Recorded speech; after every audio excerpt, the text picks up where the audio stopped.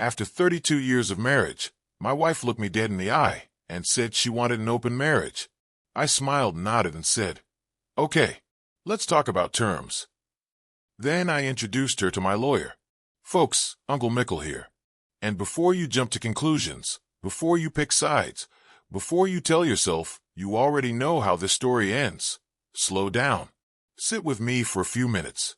Because nothing about what happened next went the way either of us expected. I was 50 years old when my life split clean down the middle. Not with a scream, not with a slammed door, but with a calm conversation at our kitchen table, the same table where we'd eaten Sunday breakfasts for 3 decades, paid bills, helped our kids with homework, and held hands when the house got too quiet. It was a Tuesday evening. I remember that because Tuesdays were leftovers night. Meatloaf reheated, green beans from a can, ordinary food for an ordinary marriage, or so I thought. My wife, Linda, sat across from me. Same woman I'd married at 18. Same brown eyes. Same soft voice. Same wedding ring on her finger. But something in her posture was different. She wasn't nervous. She wasn't angry. She was rehearsed. She said, "Mickle, I've been doing a lot of thinking." Now, any man who's been married more than 5 minutes knows those words don't come out of nowhere. They carry weight, history, consequences. I nodded, took a bite of meatloaf, let her talk. She told me she loved me, told me I was a good husband, a good father, a steady man. She said those words like bullet points, like she'd practiced them in the mirror. Then she said it. "I think I need more out of life. I want to explore. I want freedom. I think we should consider an open marriage." I didn't choke. I didn't shout. I didn't laugh. I just set my fork down. 32 years. That's not just time, that's identity. That's a shared spine. That's every version of yourself stitched to another human being. You don't hear words like that and react fast. You hear them, and your brain goes quiet. I remember thinking, she can't be serious. Then, she's already serious. Then, this didn't start today. I looked at her hands. No shaking. No hesitation. That's when I knew this wasn't a question. It was a request already decided. She talked about growth. About not wasting the rest of our lives. About how lots of couples were doing it now. She even smiled once, like she was offering me a gift. I listened. I let the silence do the heavy lifting. And when she finally stopped talking, when she looked at me like she was waiting for anger or fear or bargaining, I smiled. Not because I was okay. Because I understood something she didn't. I said, "Okay, if that's what you want, let's discuss terms." Her shoulders dropped. Relief. Victory. She thought she'd won. She had no idea that marriage, real marriage, isn't just love and memories. It's contracts. It's law. It's consequences written in ink, not feelings. I didn't raise my voice. I didn't accuse. I didn't ask who he was. I just said, before either of us explores anything, I want us both protected. Fair. Transparent. Clean. She nodded quickly. Too quickly.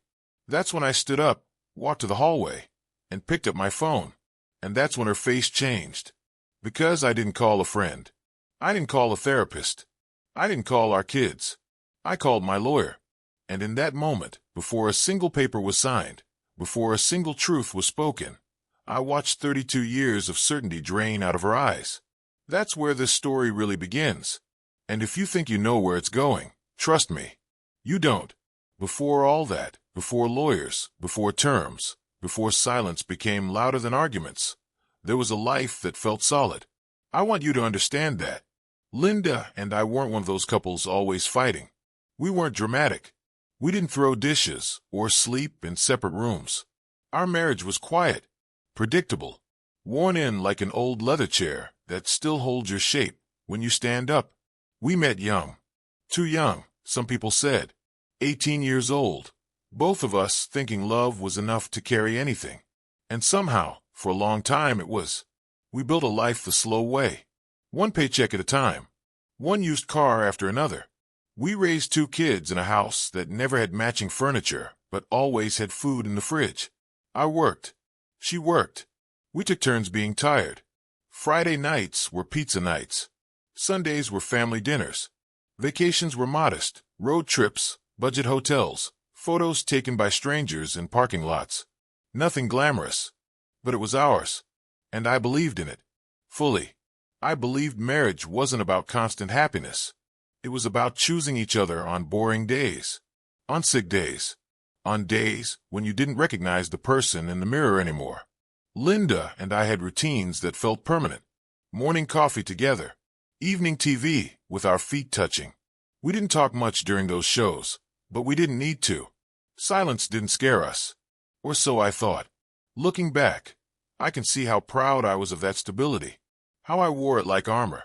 Other people's marriages fell apart, but not ours. We were the ones people pointed to and said, if they made it, anyone can. Inside I felt safe. Maybe a little complacent, but safe. Linda changed gradually. That's the part nobody warns you about. There was no sudden shift, no dramatic makeover. Just small adjustments. New podcasts. New phrases. Words like self-fulfillment and identity started showing up in conversation. She began staying out later after work. Said she needed time to decompress. I didn't question it. After 30 years, you don't interrogate your spouse like a suspect. You trust the foundation. She laughed less at my jokes. Not in a cruel way, just distracted. Somewhere else. Like her mind had a door I couldn't see through anymore. Still, I told myself this was normal. Midlife stuff. Empty nest stuff. We were both changing. That didn't mean we were drifting. Here's the truth I don't like admitting. I didn't want to look too closely. Because looking closely means you might see something you can't unsee. Now, let me ask you something before I go further. Have you ever had that gut feeling that something was off, but you ignored it because you didn't want to believe it? Tell me in the comments. I want to know I'm not alone in this. There was one moment, small, forgettable on the surface, that stuck with me later. We were sitting in the living room. Evening light coming through the blinds. Linda was scrolling on her phone, smiling to herself. Not a laugh. A private smile. I asked, what's funny? She jumped. Just a little. Locked the screen. Oh, nothing, she said. Just something I read. I remember nodding, letting it go. But something inside me shifted. Not fear. Not anger. Awareness. It felt like noticing a hairline crack in a wall you've leaned against for years. You don't panic. You tell yourself it's cosmetic. You keep leaning. I told myself we were fine. That love doesn't disappear overnight. That 32 years doesn't vanish because of a phone screen. I told myself a lot of things. And for a while, life kept moving. Dinners. Work. Sleep. Repeat. But that quiet sense, that subtle wrongness, it stayed with me. Like a low hum you only hear when the room goes quiet. And the problem with ignoring a warning sign is that it doesn't stop being true just because you refuse to name it. The first real crack didn't come with a confession. It came with a question. Linda asked me, one Saturday morning, while we were folding laundry together, do you ever feel like you missed out on things? Not we. You. I remember holding one of her sweaters in my hands, the familiar weight of it, and feeling suddenly off balance. I asked, missed out on what? She shrugged. Casual. Too casual. I don't know. Experiences. People. Life before everything got decided. That word stuck. Decided. Our life hadn't been decided for us. We chose it. Over and over. Or at least, I thought we had. I laughed it off. Made a joke about how I'd missed out on owning a red sports car and learning the guitar. She smiled, but it didn't reach her eyes. From that point on, the questions started coming. Dripped into conversations, like water through a ceiling. What do you think makes someone happy in the long run? Do you think love can change form without dying? Do you believe people can want more than one thing at the same time? None of these were accusations. That's what made them dangerous. She wasn't pushing. She was probing. And every time, I answered honestly, calmly. I said happiness came from commitment. That love deepened with time. That wanting more didn't mean abandoning what you had. She listened. Really listened. But she didn't agree. Around the same time, her schedule shifted. New late meetings. Weekend errands that took hours. She started guarding her phone. Not dramatically, just deliberately. Screen face down. Notifications muted. I noticed. I said nothing. Because here's the thing about long marriages. You don't want to become suspicious. You don't want to turn intimacy into investigation. But instincts don't disappear just because you ignore them. One night, lying in bed beside her, I realized she'd stopped reaching for me in her sleep. For years, she'd rest her hand on my arm without thinking. That night, there was space between us. Not distance. Space. And space is harder to cross. I didn't accuse her. I didn't snoop. I didn't confront. I watched. I listened. And the more I observed, the clearer it became that Linda was rehearsing something. Testing language. Building courage. She started talking about couples we knew, friends, co-workers, who had redefined their marriages. She framed it as curiosity, but her tone carried admiration. Seems honest, she said once. At least they're not lying to each other. That word again. Honest. As if what we had was somehow incomplete. I nodded. Asked neutral questions. Let her speak. Inside, something was tightening. Not panic. Preparation. Because when someone starts reshaping the definition of honesty, it usually means they're trying to justify something they haven't admitted yet. Folks, pause for a second. What would you have done in my position? Would you have confronted her right then? Or would you have waited and watched? Drop your answer below. I'm curious what you would have chosen. The moment that sealed it for me came quietly. Linda was in the shower. Her phone buzzed on the nightstand. Just once. Then again. I wasn't trying to invade her privacy. I didn't pick it up. But I saw the name light up on the screen. Michael. Not family. Not a co-worker I recognized. Just a first name. And then the message preview vanished. When she came back into the bedroom, towel around her shoulders, humming softly, I asked casually, "Who's Michael?" She didn't freeze. That would have been easier. She smiled. Too smooth. "Oh, a guy from work. We're collaborating on a project." Collaborating. There it was. The lie wasn't in the words. It was in the ease. After 32 years, I knew her tells. And that wasn't honesty. That night, I lay awake listening to her breathe, staring at the ceiling, replaying every small moment I'd brushed aside. This wasn't paranoia. This was recognition. Something had already begun, and I was the last one invited to know. I didn't feel rage. Not yet. What I felt was clarity. And clarity is dangerous, because once you see the pattern, you can't unsee it. The question wasn't if something was coming. It was how far it had already gone. I didn't go looking for the truth, because I wanted to punish her. I went looking because I needed to know whether I was losing my mind. There's a special kind of loneliness that comes from doubting your own instincts. When the person you trust most starts rewriting reality, you either accept their version, or you verify your own. I chose to verify. It started small. I checked our phone bill. Not to read messages, just to see patterns. Numbers I didn't recognize. Long calls at odd hours. Always the same one. Michael. Then I paid attention to timing. Her late meetings lined up perfectly with those calls. Her mood swings followed them too. Energized afterward, distant before. Still, none of that was proof. Just alignment. Just coincidence. The proof came on a Thursday afternoon when she forgot her tablet at home. Linda rarely forgot anything. That tablet went everywhere with her. Recipes. Notes. Emails. I told myself I wouldn't touch it, but it kept buzzing. I stared at it for a long time. Felt like I was standing at the edge of a cliff, arguing with gravity. Then I unlocked it. The messages weren't hidden.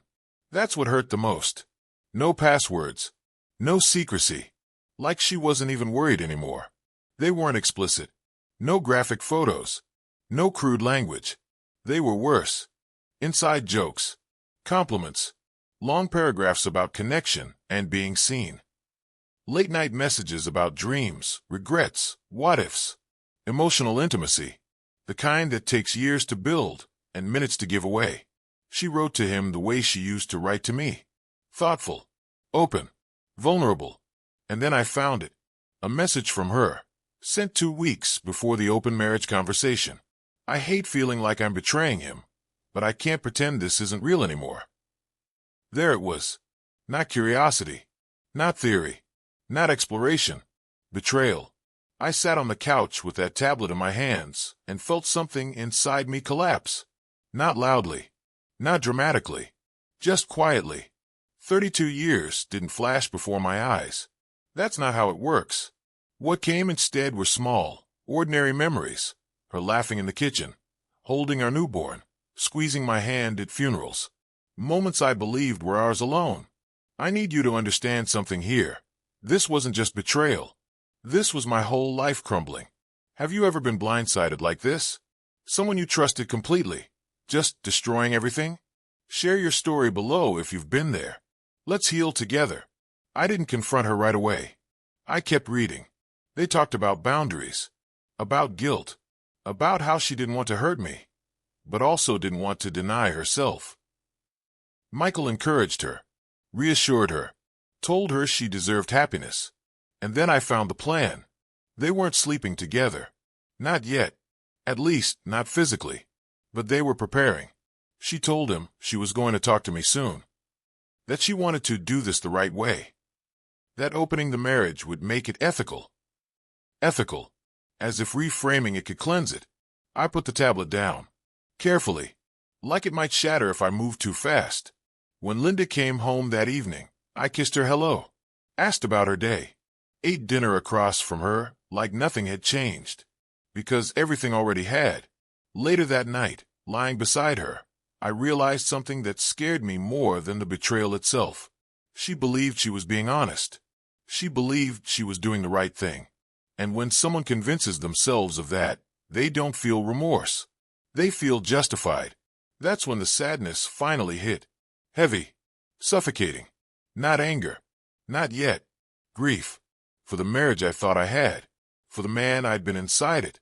For the future I'd assumed was guaranteed. I stared at the ceiling again. The same one I'd stared at nights before. But this time, there was no confusion. Just certainty. My wife wasn't asking for permission to explore life. She was asking me to legitimize a betrayal that had already happened. And in that moment, at the lowest point of it all, one thought settled in my chest, cold and steady. If she wanted to change the rules of our marriage, then we were going to change all of them. I didn't sleep much after that, but I didn't spiral either. There's a difference between being broken and being emptied. Broken things thrash around. Empty things get quiet, focused. I stopped asking why. That question leads nowhere good. Instead, I asked what now. For the first time since I was 18 years old, I imagined a future that didn't automatically include my wife. Not in anger. Not in bitterness. Just realism. The next morning, I made coffee like always. Same mugs. Same routine. Linda sat across from me, talking about her day ahead, about errands, about nothing important. I watched her carefully. She looked relieved. Lighter. Like someone who'd already decided the ending and was just waiting for the scene to catch up. That's when I realized something crucial. She thought the hardest part was over. She thought the conversation at the kitchen table, the one about open marriage, was the brave moment, the risk, the leap. She had no idea that was the safest part of this whole thing. Because once someone shows you they're willing to rewrite vows for their own comfort, you stop negotiating emotionally. You start negotiating structurally. I didn't explode. I didn't threaten. I didn't beg. I prepared. I gathered documents quietly. Financial records. Retirement accounts, property deeds, 32 years of shared life reduced to paper and numbers. And here's the thing that surprised even me. I wasn't doing it out of revenge. I was doing it out of respect. For myself. I'd spent decades being reliable, stable, predictable. I'd built a life on keeping my word. I wasn't about to let someone else's midlife awakening turn me into a fool scrambling to keep scraps of dignity. I called a lawyer I'd known through work. Calm conversation. No drama. I didn't say my wife cheated. I didn't say I wanted revenge. I said, my wife wants to change the terms of our marriage. I want to understand what that means legally before I agree to anything. There was a pause on the other end. Then he said, that's wise. That word mattered. Wise. Not angry. Not paranoid. Wise. Over the next few days, I learned things I'd never bothered to learn before. about marital assets, about separation, about how open marriages don't exist in the eyes of the law. The law doesn't care about exploration. It cares about boundaries. I realized how vulnerable I'd been without knowing it, how much trust I'd placed in someone who was already stepping outside the frame. And something inside me settled. I wasn't plotting to hurt her. I was making sure I wouldn't be hurt again. Emotionally, I stayed calm, detached. That scared her more than anger ever could. She noticed the shift, asked if I was okay, told me she was glad I was being so mature about everything. I smiled, told her I believed in fairness. That wasn't a lie, because fairness cuts both ways. At night, when I lay awake, I didn't imagine confrontations. I imagined outcomes, clear lines, clean endings. I thought about who I was before the marriage, who I might be after. And for the first time since discovering the messages, I felt something that wasn't pain. Control. Not over her. Over myself. Here's where I made my choice. I decided I would not argue about feelings. I would not compete with another man. I would not try to convince someone to choose me when they were already leaning elsewhere. Instead, I would let reality speak. Now I want to know, do you believe in revenge, or do you believe in walking away? What's the right move when someone destroys your trust? Comment below. I want to hear both sides. When Linda finally asked when we could talk details, when she suggested maybe seeing a counselor together to navigate this new chapter, I nodded. I told her we should absolutely talk details, and that I wanted the conversation to be productive, clear, adult. She smiled, reached for my hand. I let her, because the truth was, I wasn't holding her hand anymore. I was holding the door, and on the other side of it, I was finally ready to open it. The meeting happened on a Thursday afternoon. Linda thought it was just another conversation, another step in her carefully framed journey toward honesty. She even suggested we sit at the kitchen table again, same place where she'd asked for the open marriage. Familiar ground, controlled ground. She didn't know I'd already changed the terrain. I told her someone else would be joining us. I didn't say who. I didn't say why. She assumed counselor, mediator, maybe even a friend. When the doorbell rang, she smiled. Calm, confident. That smile lasted exactly 3 seconds. Because when I opened the door, it wasn't a therapist standing there. It was a man in a gray suit, leather briefcase in hand, eyes steady, polite but unreadable. Good afternoon, he said. I'm Mr. Harris. My lawyer. Linda's face drained of color, so fast I thought she might faint. She looked at me, then back at him, then at me again. What is this? She asked, her voice suddenly thin. I pulled out a chair and sat down. Slowly, deliberately. This, I said, is us discussing terms. The room went quiet. My lawyer didn't speak yet. He didn't need to. His presence alone rewrote the script Linda thought she was in. She tried to laugh it off. Mickle, this isn't necessary. We're just talking about options. Exactly, I said. Options need clarity. Mr. Harris opened his briefcase. Papers slid onto the table. Not slammed. Not dramatic. Just final. He explained calmly that any alteration to our marital arrangement, emotional or physical, had legal implications. That assets, liabilities, and protections needed to be addressed before any changes occurred. Linda stared at the documents like they were written in another language. Why are we talking about separation? She asked. I looked at her then. Really looked. Because, I said, you already separated from me. You just didn't tell me until now. Her mouth opened, closed, opened again. This isn't fair, she said. I was trying to be honest. And I'm being precise, I replied. Midway through the meeting, she tried to pivot, said maybe she was moving too fast. Maybe she needed time. Maybe we didn't need to rush into anything. That's when Mr. Harris spoke. Then the simplest solution, he said evenly, is to maintain the existing marriage terms. Exclusivity. Transparency. No outside relationships. Linda swallowed. Her eyes went back to me. And if I don't want that, she asked. I didn't raise my voice. Then we formalize what you do want, I said. And we protect both of us from assumptions. And this, Right here. This was the moment everything changed. Tell me, are you rooting for me right now? Or do you think I went too far? Be honest in the comments. Uncle Mickle can take it. She realized then what she'd missed. She thought opening the marriage was freedom. She thought it was flexibility.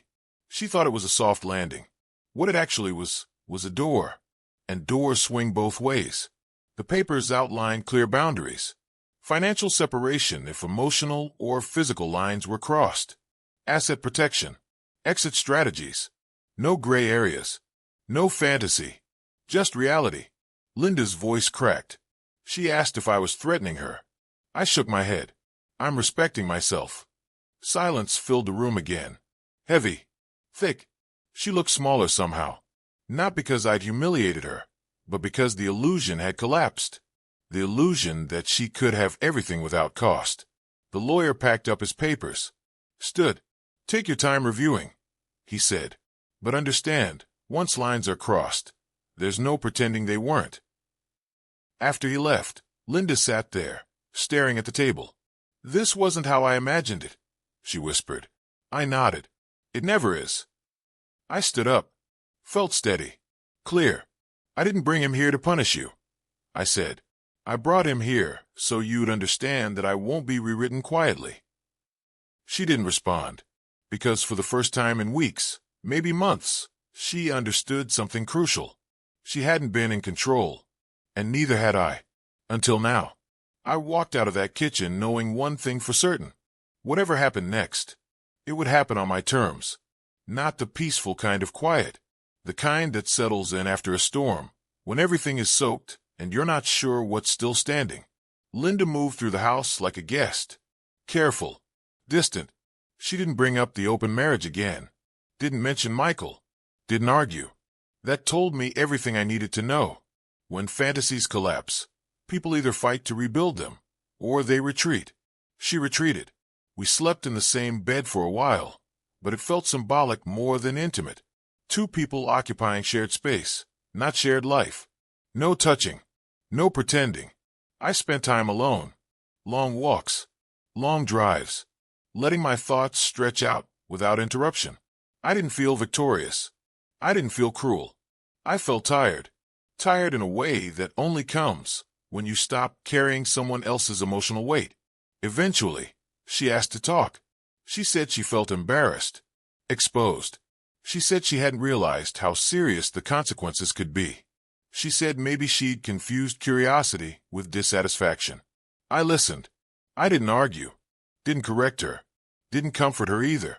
Some lessons aren't meant to be softened. We decided to separate, not in anger, not in haste. With clarity. The process was orderly. Respectful. Sad. There were moments that hit harder than others. Sorting through old photos. Dividing bookshelves. Deciding who kept the dog. 32 years doesn't dissolve cleanly, but it dissolves. I moved into a small place across town. Fewer rooms. Fewer things. More air. The first night there, I slept better than I had in months. Not because I was happy, but because I was no longer guessing. Time did its work. Slowly. Unevenly. Some days I felt relief.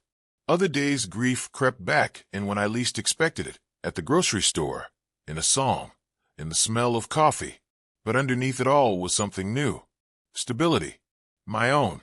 Linda and I still speak occasionally. Cordial. Polite. Like two people who once knew each other deeply, and now share a history more than a present. I don't hate her. I don't glorify what happened either. I accept it. Looking back now, I wonder if I'd do it all the same way again. What about you? If you could go back and handle your worst betrayal differently, would you?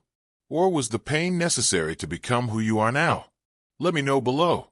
What I know for sure is this. I didn't lose myself in the fallout. I didn't beg. I didn't chase. I didn't compromise my values to keep someone who'd already stepped away. I chose dignity over desperation, and that choice reshaped me. I rediscovered things I'd set aside. Old friendships.